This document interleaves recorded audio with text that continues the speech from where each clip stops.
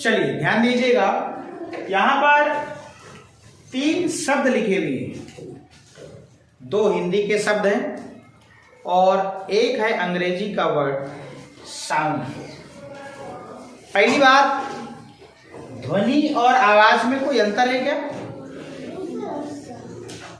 ध्वनि और आवाज आप उसको अलग अलग समझते हैं क्या? वो शब्द एक ही हैं। जिस प्रकार हमने आपको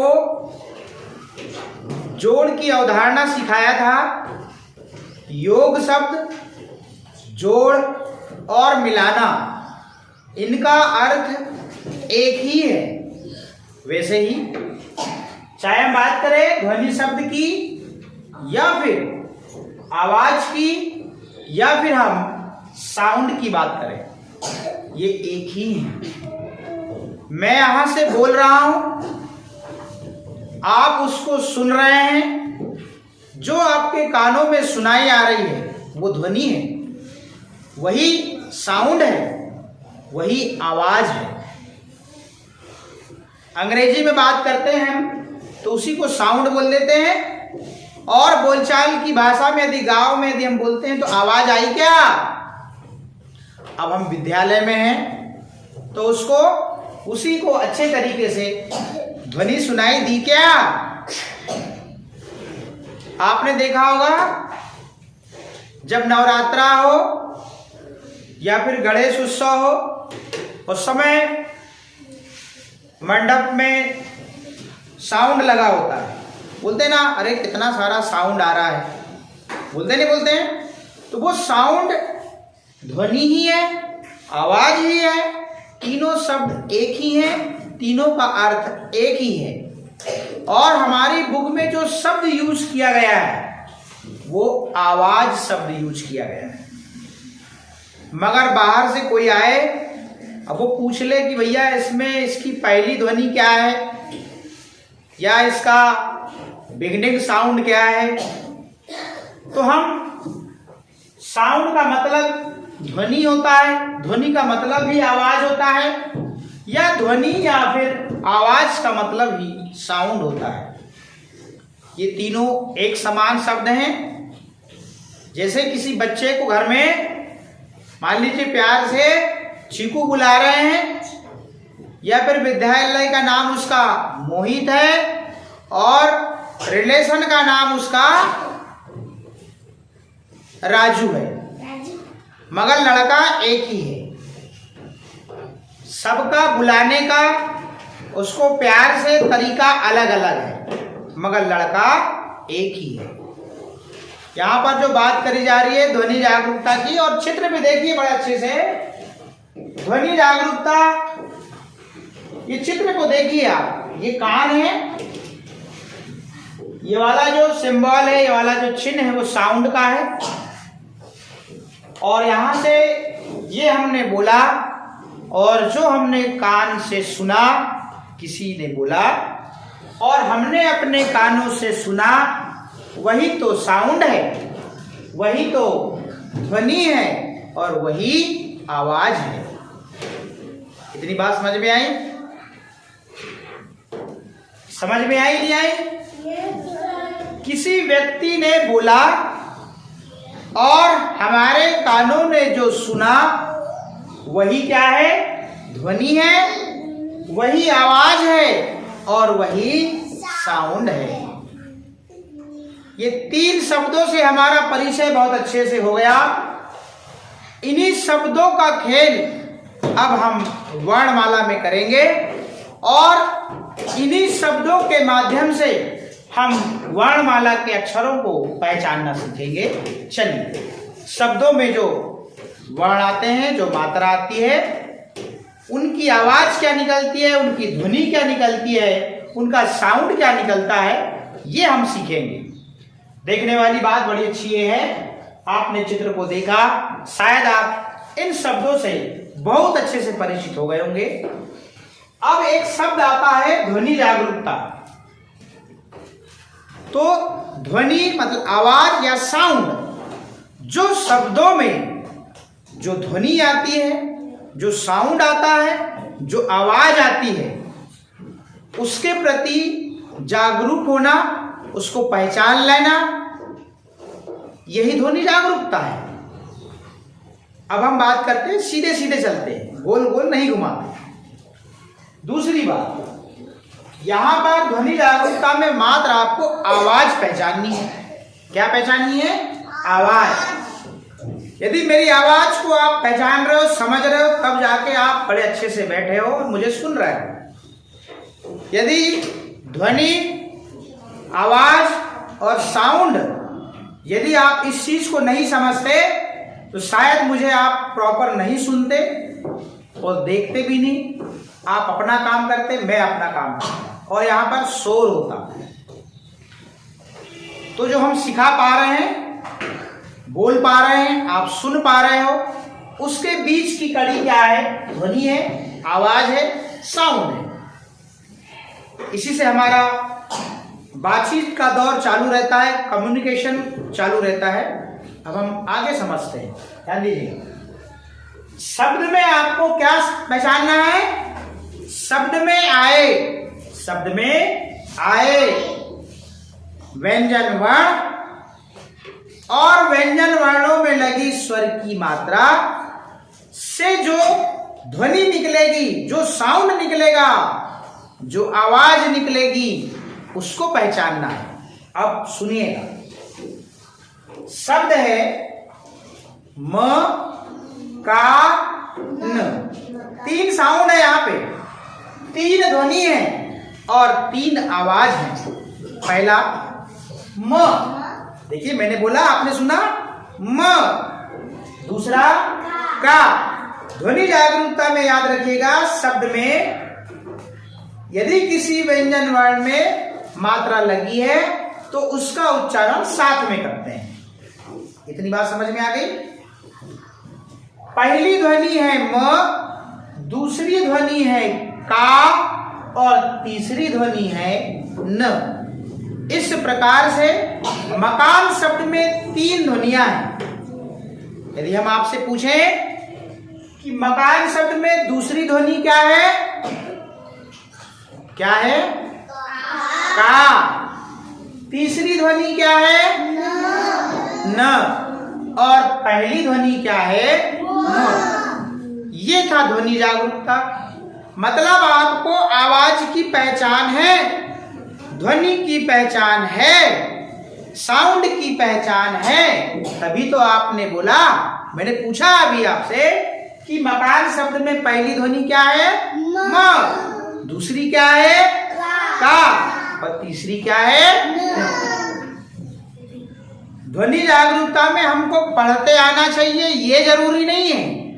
उसमें ये जरूरी है कि हमारे सर ने जो शब्द बोला उसमें कौन कौन से साउंड आ रहा है, या कौन सी आवाज आ रही है, या कौन कौन सी ध्वनि आ रही है। तो कौन कौन सी ध्वनि आ रही है? म की ध्वनि आ रही है, का की ध्वनि आ रही है और न की ध्वनि आ रही है। ध्यान दीजिएगा। अगला जो शब्द है, और आप यहां पर देखिए, यहां पर तीनों ध्वनियों को अलग अलग डिफाइन किया गया है। और इसमें कुल कितनी ध्वनि है? 3 ध्वनि है। कितनी है?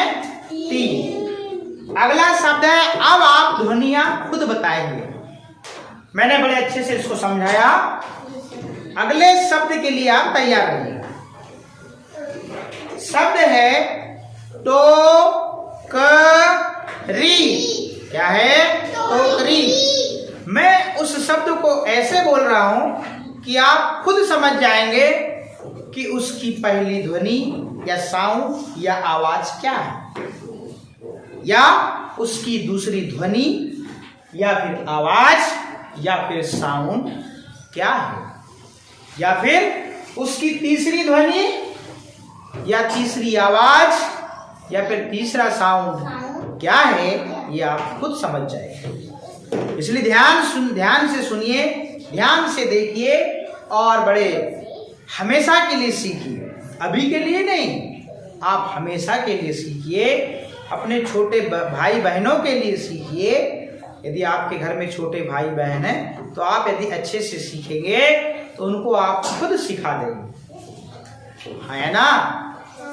तो हमारा ध्यान ग्रीन बोर्ड पर रहे, हमारा टीचर जो बता रहा है उस पे रहे कि वो सिखाना क्या चाह रहा है। टोकरी, टोकरी शब्द की पहली ध्वनि तो, और टोकरी शब्द की दूसरी ध्वनि क, और टोकरी शब्द की तीसरी ध्वनि री। तीन ध्वनियां हैं। कितनी ध्वनियां इसमें? तीन। पहली तो, दूसरी तीसरी री। इसमें कोई कठिनाई नहीं है। अगला शब्द है गमला। क्या है? गमला। अब आप खुद बताएंगे गमला शब्द की तीसरी ध्वनि क्या है? ला। गमला शब्द की पहली ध्वनि क्या है? ग। और गमला शब्द की दूसरी ध्वनि क्या है? म। कुल कितनी ध्वनियां हैं इसमें? तीन ध्वनियां हैं। तो पहली ध्वनि क्या है? ग, दूसरी म, और तीसरी ला। इसमें कुछ कठिन है क्या? मात्र हमको क्या पहचानना है? ध्वनि या फिर आवाज कह ले या फिर हम साउंड कह ले, तीनों एक ही है। इतनी बात समझ गए? तो इसमें भी तीन ध्वनियां हैं और इसमें भी कितनी ध्वनियां हैं भैया? तीन। अब हम आगे चलते हैं। अगला शब्द है किताब। क्या है? किताब। हम पूछते हैं आपसे किताब शब्द की दूसरी ध्वनि क्या है? देखिए मैंने जो बोला उसको ध्यान से सुनिए। किताब। तो किताब शब्द की दूसरी ध्वनि किताब। किताब शब्द की तीसरी ध्वनि ये ब। और किताब शब्द की पहली ध्वनि की। इसमें कुल कितनी ध्वनियां हैं? तीन ध्वनियां हैं, है या नहीं है? अगला शब्द है भारत। क्या है? भारत। अब आप बताइए भारत शब्द की पहली ध्वनि क्या है? हाँ। पहली ध्वनि उसकी क्या है? हाँ। या पहली आवाज भी कहें तो क्या है वो? भा। या फिर उसका बिगिनिंग साउंड भी कहें तो क्या? भा। अंग्रेजी में भी बात कर ले रहे हैं क्योंकि हम अंग्रेजी में भी यही सीख रहे हैं। अब भारत शब्द की दूसरी ध्वनि क्या है? र। और भारत शब्द की तीसरी ध्वनि क्या है? त। इसमें भी कुल कितनी ध्वनियां हैं? तीन। कितनी ध्वनियां हैं? तीन। अगला शब्द है बकरी। क्या है? बकरी। अब बकरी शब्द में आप देख रहे हैं इसकी दूसरी ध्वनि क्या है? ब। बकरी शब्द की तीसरी ध्वनि क्या है? री। क्या पूछा मैंने? बकरी शब्द की तीसरी ध्वनि क्या है? री। और बकरी शब्द की पहली ध्वनि क्या है भैया? ब। ये है ब। तो बकरी शब्द में कुल कितनी ध्वनियां हुई? तीन। या फिर मैं पूछूं कि बकरी शब्द में कुल कितनी आवाज हुई? तीन। या फिर पूछूं कि बकरी शब्द में कितने साउंड हुए? बात एक ही है। चाहे मैं शब्द में पूछ लूं कि ध्वनि क्या है, या मैं पूछ लूं कि आवाज कितनी है, या फिर मैं पूछ लूं कि साउंड कितने आ रहे हैं। इतनी बात समझ में आई? तो कितने आ रहे हैं? तीन। अगला शब्द है तराजू। क्या है? तराजू। तराजू शब्द की अंतिम ध्वनि क्या है भैया? जू। क्या है? जू। तराजू शब्द की दूसरी ध्वनि क्या है? रा।